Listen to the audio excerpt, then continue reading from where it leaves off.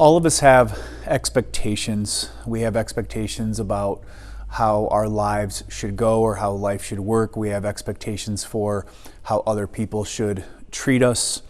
We put expectations on ourselves, and then when we don't meet those expectations, we get very frustrated with ourselves, and then we have expectations for God. And most of the time, especially in our culture, those expectations for God look something like, if we do what He wants us to do, then He in turn, we expect Him in turn to give us health and safety and success, protection, comfort, stuff like that. And the question is, as Christians, are our expectations shaped around the person and work of Jesus, or do we shape and form Jesus around our expectations?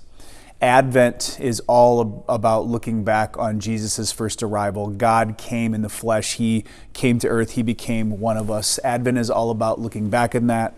It's about God's timing. It's about examining Jesus. It's about recentering our lives around the person of Jesus Christ. Centuries before, the prophet Micah wrote to and prophesied to the northern and southern kingdoms in his time, and most of the bad stuff, like exile, hadn't happened yet to the northern and southern kingdom. It was just starting to happen to the northern kingdom.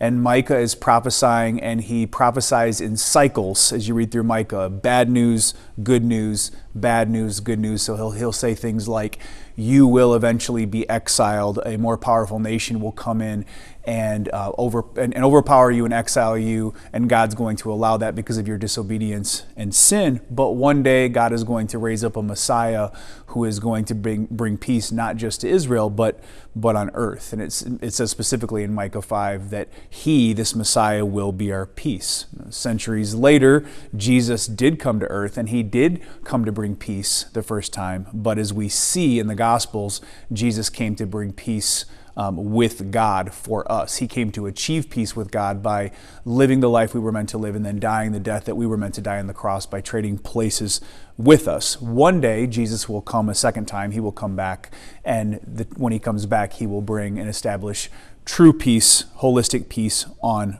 earth. So for now, we live in the in-between Jesus' first coming and His second coming. And the question is, will we acknowledge who Jesus is? Will we surrender to who He is? Will we, as Christians or non-Christians, will we shape our expectations around who Jesus is and what He came to do?